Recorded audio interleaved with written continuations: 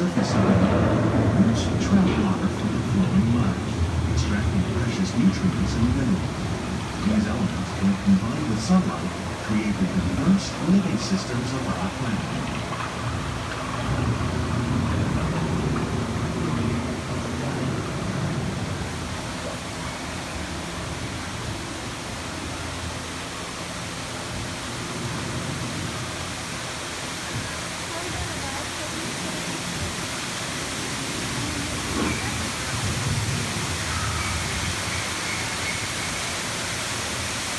One of those living systems is the rainforest, home to the most amazing concentration of life on the planet.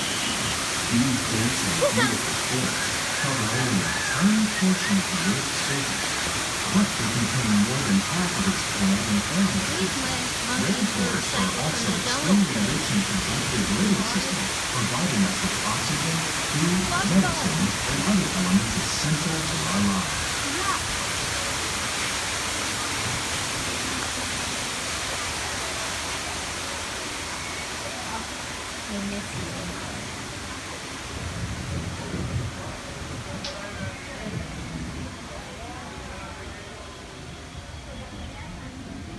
In the desert, nature has created a very different, but no less beautiful living system.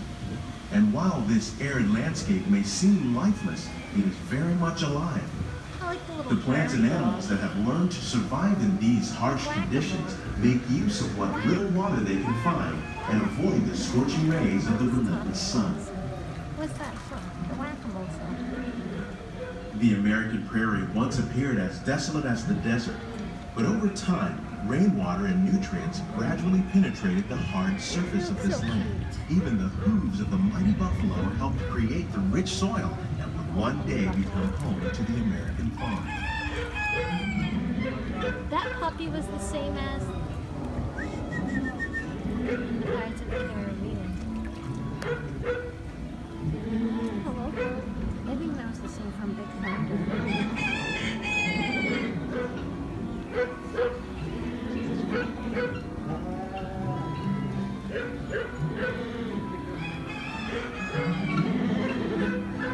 Of all the forces at work on the land, humans have had one of the most profound effects. The need to produce food for a growing world led to the enormous use and sometimes overuse of the land. In our search for more efficient ways to grow food, we often fail to realize the impact of our methods.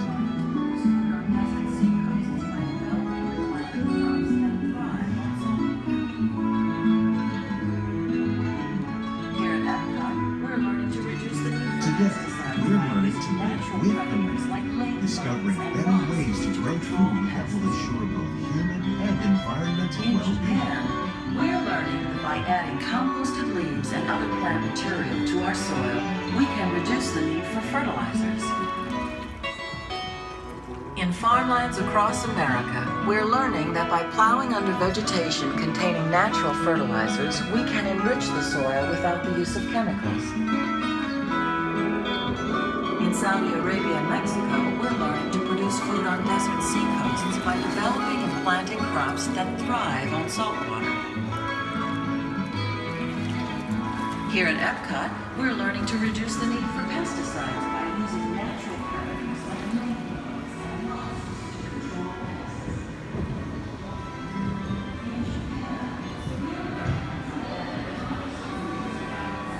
How will we meet tomorrow's growing need for food production, yet still respect the needs of the land?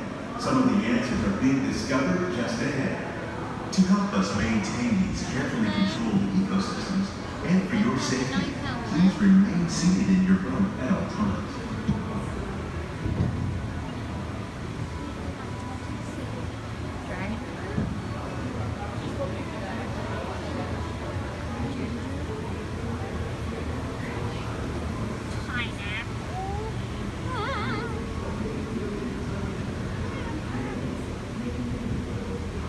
Welcome to our living laboratory, where scientists from EPCOT and the U.S. Department of Agriculture are exploring innovative ways to produce bountiful harvests now and into the future.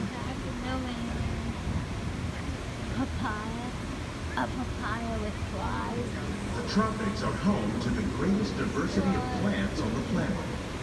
Many of these, like papaya, bananas, cacao, coffee, and rice, are well known around the world. These are just a few of the edible plants that have been an important source of nutrition for people living in the tropics. Many are rich in vitamins and minerals, while others are well adapted to growing in less than ideal conditions. Some, like the water lily, thrive in wet, swampy areas and waterways. All parts of this plant, even the flower petals, are edible. I need some new The starchy petals. root of the plant has long been used to make flour for baking. Banana. The most popular fruit in the whole world. One day, many of these lesser-known tropical plants may be as important as the bananas growing on both sides of the boat.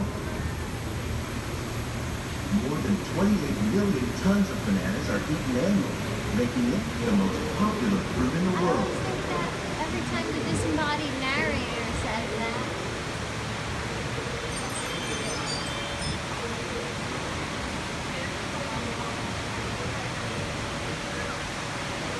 When you mention farming, you probably don't think of fish, but fish farming, or aquaculture, accounts for nearly half of all seafood consumed globally.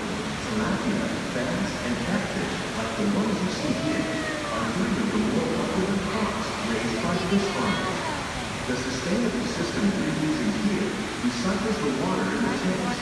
As a result, we're able to save millions of gallons each year. Our small fish farm produces nearly 5,000 pounds of fish each year to serve in restaurants. No, it's not the name of Hidden Minnie and a Hidden Mickey. Innovations like this one can play an important role in our efforts to produce bountiful harvests and still protect natural resources. Sunflowers. Hello, human.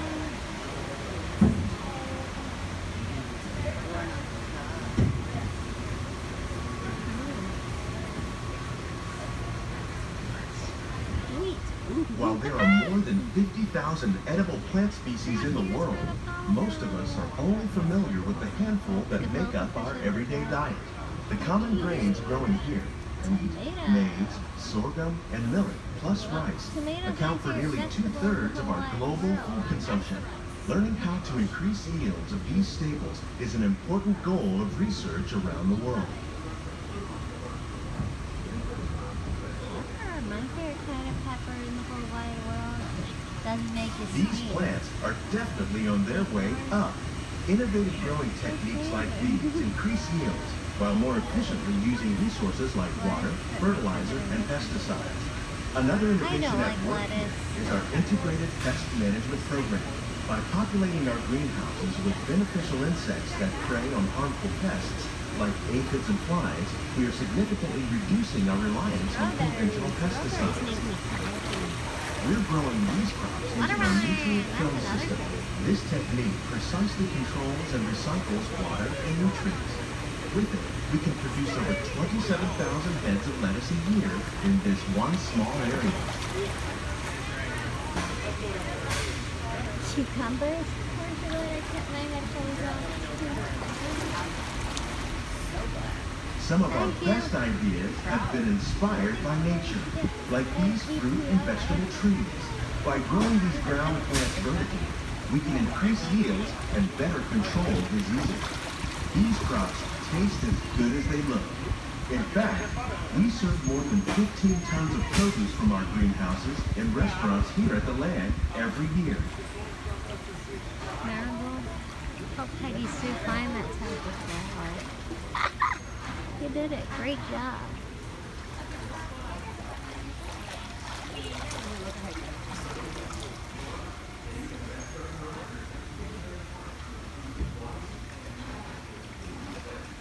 The future of agriculture may include innovative ideas like this vertical growing system. Plants grown in this way use a fraction of the space required by traditional growing methods. That saves water and increases production. The aquaponics system on your left combines hydroponics with aquaculture.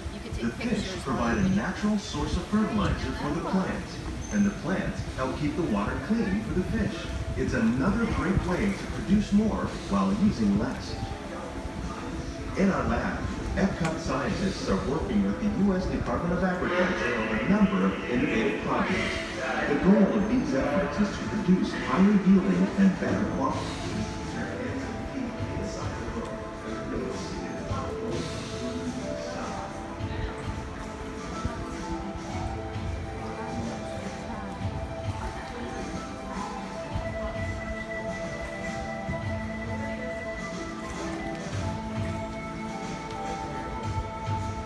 These greenhouses represent just a fraction of the work being done worldwide to produce bountiful harvests for our growing population. Scientists, farmers, and even backyard gardeners are doing their part to improve the quantity and quality of foods that we all rely upon. Together, we can continue to find more ways to increase food production and protect our precious natural environment. Only then will we truly be living with the land.